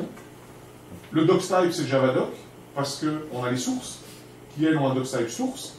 Et tout ça, ça me permet potentiellement d'utiliser ces binaires-là dans un cadre très précis. Donc si jamais ce que je veux consommer, c'est les sources ou la Javadoc de JUnit, mais plutôt que d'utiliser un classifier, non, je vais pouvoir faire confiance à Gradle en lui disant, attention, dans le cadre d'une configuration de données, une configuration qui manipule la Javadoc ou qui manipule les sources, je dépends d'un certain nombre de librairies, et puis on configure les attributs qui vont bien lors de la résolution de la configuration, et on obtient les binaires auxquels on s'attend. Alors, tout ça, en fait, ce Gradle module metadata, on ne l'a pas inventé, c'est en réalité une sorte de sérialisation du format interne qui est utilisé dans Gradle et qui permet justement toute cette richesse. Et donc en fait, dans un projet va déclarer un ou plusieurs composants. Typiquement dans le cadre d'un projet Java, vous avez un composant Java. Le composant, c'est quelque chose de publié. Donc le fait que votre projet soit Scala ou Groovy, ça ne change rien. Vous publiez quelque chose pour la JVM. Donc vous publiez le composant Java. Puisque au final, c'est du bytecode avec des dépendances. Vous savez tous très bien que pour faire tourner du Scala, il faut une JVM, les librairies Scala et votre code. Et donc en fait, on a juste augmenté le class path en y ajoutant la librairie Scala. Et pareil pour Groovy d'ailleurs. Et pour Kotlin. Et puis, chacun de ces composants va avoir un certain nombre de variantes. Et donc, dans le cadre du composant Java, on va avoir par défaut ce API element et ce runtime element qui permet en fait au consommateur de la librairie, donc quand vous déclarez une dépendance d'implémentation sur une librairie quelconque, ben en fait Gradle peut, si jamais la librairie le fait, peut résoudre un jar différent lorsqu'elle utilise cette dépendance pour la compilation que lorsqu'elle utilise cette dépendance pour le runtime. Parce qu'effectivement, on pourrait imaginer que les librairies se mettent à produire et à déployer sur les repositories des jars beaucoup plus lightweight dans lesquels il n'y a que l'application binary interface et pas l'ensemble du code. C'est pas aujourd'hui quelque chose qu'on fait, mais c'est quelque chose qu'on pourrait en tout cas représenter et modéliser proprement avec ces choses-là. Et donc, voilà, pour en revenir à la plateforme JUnit, donc on a bien le Jupyter API module qui dépend de la BOM, La BOM elle-même, elle a des contraintes, par exemple, sur le Jupyter Engine. Et du coup, quand je consomme, dans mon implémentation, moi, je dis je veux Jupyter API 5.6.0. Quelque part dans mon graphe, il est évident, faites pas ça dans votre build file. Mettez pas deux trucs de la même chose avec des versions différentes. Vous donnez du boulot au moteur pour pas grand-chose. Mais quelque part dans mes dépendances transitives, quelqu'un me dit « Ah, moi je suis sur Jupyter Engine 5.5.2 ». Eh bien, c'est pas grave. Grâce au lien de la BOM, immédiatement, le Jupyter Engine s'alignera sur le 5.6.0.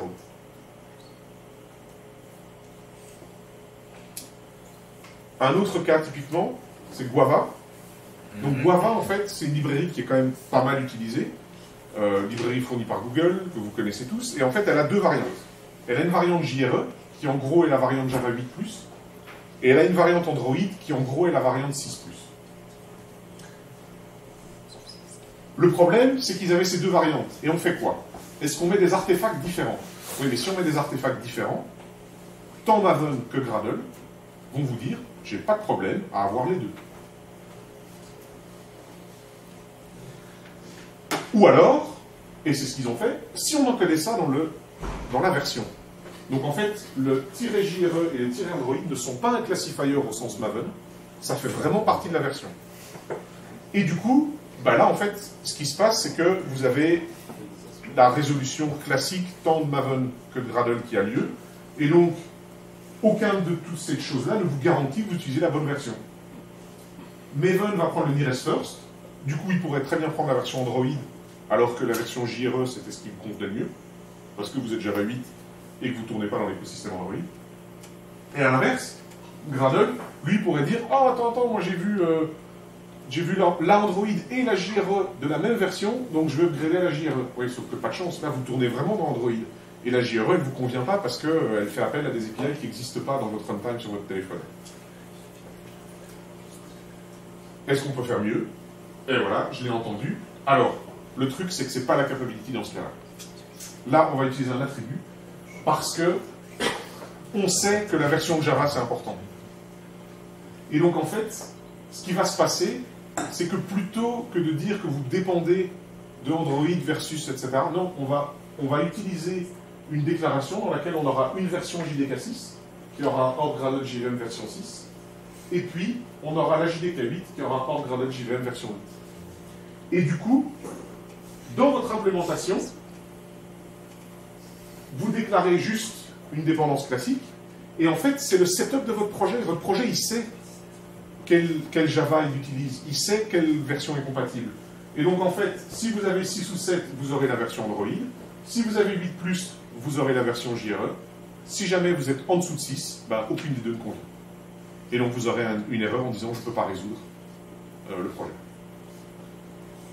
Enfin, la dépendance. Alors, bien sûr, Gradle module metadata, c'est pareil. En fait, c'est pas tout nouveau avec 6. La version 1.0, c'était Gradle 5.3, mais c'est un détail. La version 6 utilise en fait le format 1.1 parce qu'on a fait quelques améliorations sur base de retour et d'expérience. Les changements sont relativement mineurs et de toute façon, si jamais vous étiez aventureux et que vous avez publié des métadonnées avec Gradle depuis 5.3, Gradle 6 les lira sans problème. On a dû par contre casser l'inverse, donc en fait on n'a plus une lecture automatique des Gradle modules metadata avec une version de Gradle 5X quand elles ont été produites par 6, parce qu'on s'est rendu compte que voilà, des erreurs, des bugs d'implémentation et ce genre de choses faisaient que vous pouviez casser un projet juste en mettant à jour une librairie. Tout d'un coup, votre projet ne build plus. Et c'est en fait parce que la librairie, comme elle a des métadonnées plus riches et qu'il y avait des défauts qu'on ne gérait pas bien, tout d'un coup, votre projet vous dit « Ah non, stop, je ne peux plus builder ». Et ça fait un peu bizarre, quoi. Donc c'est le genre de choses, par exemple, avec les gens de JUnit, on a discuté et on a décidé, du coup, d'éviter ce genre de cas-là, puisqu'on ne veut pas, enfin c'est quelque chose qu'on ne veut pas avoir. Par contre, donc Gradle les consommera automatiquement, et ça en fait c'est fait d'une façon... on sait bien que la majorité des librairies n'ont pas de Gradle module metadata, et donc en fait on rajoute un marqueur dans les POM ou dans les fichiers Ivy pour dire « Ah, attention, cette librairie-là, elle les a. Va les lire de préférence. » Si après, vous êtes dans une organisation et vous adoptez en masse les modules metadata, vous avez des API quand vous déclarez un repository Gradle qui vous permettent de dire moi, toutes mes dépendances sont des modules metadata, ça sert même à rien que tu ailles essayer de lire un POM ou un IV. En conclusion, vive les métadonnées riches. Et la vraie, on va dire, annonce au niveau de Gradle 6, c'est le fait que maintenant la solution pour avoir ces métadonnées riches, elle est enfin compréhensible, générale et utilisable par tout le monde, que ce soit au sein d'un projet ou entre projets, ou entre dépendances binaires. Si vous le pouvez, faites-en l'expérience en interne. Si c'est quelque chose qui vous intéresse et que les problématiques de logging et autres vous parlent, ben, parlez à ces développeurs de librairies et essayez de les convaincre d'utiliser les Gradle modules metadata puisque vos builds en bénéficieront.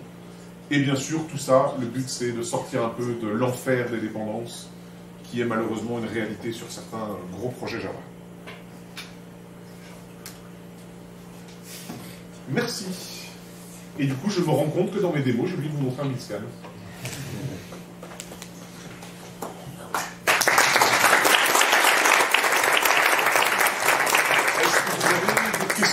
Est-ce que vous voulez que je vous montre un build scan voilà. Ou est-ce que vous préférez aller au buffet? Un build scan rapidement? Et les questions, allez-y, shootez pendant que... Toute la logique autour des métadatas, quand vous parlez avec les gens de Maven, ils s'y intéressent et ils veulent faire comme vous? Alors, les gens de Maven, ça les intéresse. Ils se rendent bien compte que le modèle du POM, qui est utilisé autant pour builder le projet que ce qui est publié sur un repository, à moins d'utiliser des plugins dédiés, mais sinon, c'est vraiment le même. Ça, ils se rendent compte que ça ne tient plus la route, que c'est un problème. Ils ont des projets, je pense qu'ils parlent d'un POM 5 ou une évolution. Maintenant, évidemment, il y a des différences relativement fondamentales du côté de Gradle et de Maven. Et donc, est-ce qu'on va arriver à se mettre d'accord, ou en tout cas avoir quelque chose de commun? Probablement pas. Maintenant, nous, la présentation qu'on avait fait à Devox Belgique, par exemple, c'était leur donner un peu une description des concepts qu'on a intégrés, et que si eux décident d'intégrer des concepts, ben, ce serait bien qu'on se mette d'accord sur les concepts, puisque du coup, on pourra garder une compatibilité entre les deux. Donc le build scan, je l'ai produit en faisant tout simplement un dash scan. Ça me permet en fait d'utiliser la version gratuite des build scans. C'est publié sur scans.gradle.com. Vous allez devoir passer par un...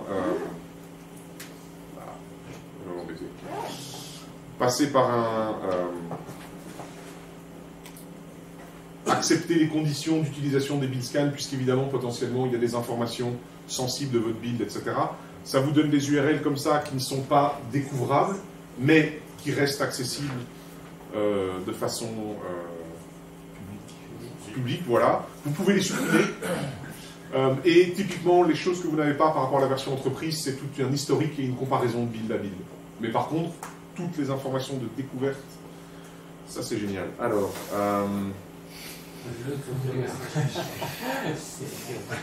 ah oui, c'est ça. Et les build scans, je les avais fait avant que ma machine crash. Donc je pense que je ne les ai plus dans mon historique. Oh, si. Ah ben il m'a chargé, pardon. Il m'a chargé. Ok. Donc, vraiment, l'idée c'est... Ah, ça c'est pas voilà. L'idée, c'est de vous donner une vision graphique de tout ce qui s'est passé dans votre build. Donc là, j'étais dans le répertoire TMP, j'ai fait un assemble. Je peux explorer le log de la console complètement. Voilà. Si jamais j'ai quelque chose à faire passer à mes collègues, tout ça, c'est des liens, c'est deep linké, donc je peux lui dire « Ah non, mais attends, regarde cette ligne-là dans la console, elle ne me paraît pas normale. » J'ai toute une information sur la timeline du projet. Donc, quelles sont les tâches qui ont tourné, qu'est-ce qui a tourné en parallèle, qu'est-ce qui n'était pas en parallèle, est-ce que j'ai des problèmes classiques comme un build qui ressemble au marteau de Thor, hein, je fais plein de trucs en parallèle, puis tout d'un coup, il y a un truc tout long. Ce genre de choses, ou à l'inverse, juste un truc tout long, et puis tout le parallèle arrive à la fin, donc j'ai trop de dépendances, et il y a des choses qu'il faudrait que j'essaie de découper. Ça me dit évidemment qu'est-ce qui s'est passé, donc là on voit, il y a un certain nombre de choses, par exemple, build source inclus d'Office Groovy, mais il n'y avait pas de classe de test, donc il n'y a pas de source. Les autres choses sont up-to-date. À chaque fois, j'ai l'information sur quand est-ce que la tâche a démarré, combien de temps elle a duré. Les projets qui étaient inclus dans le build, donc par exemple, on voit que là, une hiérarchie que je ne vous avais pas montrée, il y a toute la partie clusterée d'IHCache, c'est encore 8 projets en dessous de cluster. Toutes les dépendances qui ont été résolues, donc par exemple, on voit que le compile class pass d'IHCache, finalement, pour les PI, il a spot bugs, donc ça c'est des annotations pour le type checking, et puis la SLF4J API, c'est tout. Tout ce qui était éventuellement des valeurs custom pour mon build, et donc là on voit que c'est le Shadow plugin qui décide de publier des valeurs custom, donc ils ont fait une intégration avec les scans. Tous les switches, donc le build cache était on, le daemon était on, j'étais bien en build parallèle, par contre j'étais pas off là, enfin le offline était off, ce genre de choses. Et puis à nouveau, voilà, l'infrastructure, typiquement, vous vous arrachez les cheveux, vous ne comprenez pas, et puis en fait vous réalisez que votre collègue ne build pas avec la bonne version de Java. Et votre build est dépendant de ça. Voilà, c'est des informations qui sont potentiellement facilement accessibles. Voilà, et donc c'est vraiment un outil qui permet réellement de comprendre ce qui se passe dans un build et surtout de le partager et d'avoir cet enregistrement. Voilà, rapidement, pour terminer. Donc, est-ce qu'il y avait des questions? Est-ce que sur Maven Central, il y a des métadonnées de certaines librairies formées Maven? Alors, typiquement, les JUnit, là, c'est un des premiers. Leur 5.6M1 les a. Et en fait, ce qui se passe, il faut comprendre que donc, Gradle a toujours consommé donc Maven, le build tool, et Maven Central, ou en tout cas les repositories Maven, c'est deux choses complètement différentes. Personne ne pense à ne plus jamais supporter Maven Central. D'ailleurs, c'est une des raisons pour lesquelles l'évolution du côté de Maven, le build tool, est compliquée, parce qu'ils doivent garder cette compatibilité avec ce format-là. Et donc Gradle supporte ça très bien. Et en fait, ce qui se passe, c'est qu'on déploie tout simplement ce fichier à côté. Et ça, c'est quelque chose qui est accepté par la majorité des repositories aujourd'hui, puisque à côté d'un jar ou d'un POM, vous pouviez très bien déjà déployer un zip, un tar.gz. Voilà, c'est juste un format supplémentaire. Et donc on espère effectivement que ça va commencer à arriver et que les gens vont utiliser les fonctionnalités et la richesse de ça. Ouais. Est-ce que vous avez senti l'impact de l'utilisation par Android de Gradle au niveau communauté d'utilisateurs? Oui, clairement. On l'a vu, on a 90% de gens qui utilisent Maven. Oui, tout à fait. Donc oui, effectivement, c'est sûr. Maintenant, c'est pas toujours un impact facile à gérer. Parce que déjà, la majeure partie des développeurs, c'est pas le build qui vous excite le plus, quoi.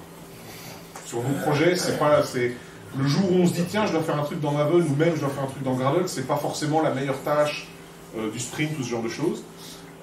Et je pense que ce sentiment, il est encore plus fort du côté Android, où en plus il y a un tooling qui se veut plus graphique avec Android Studio, etc.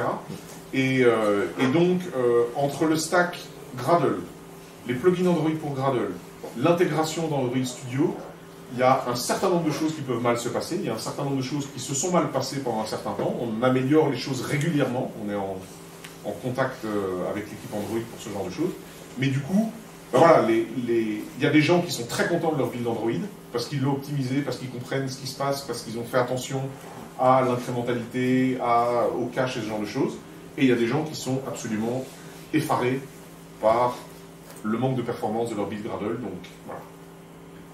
Ça, c'est une question après de... Tout n'est pas résolu. Il y a pas, je veux dire, c'est pas que de la faute des gens qui écrivent des applications Android. Il y a aussi des problèmes dans la chaîne d'outils. Et c'est sûr que tout le monde, du coup, dit « Ah bah c'est Gradle ».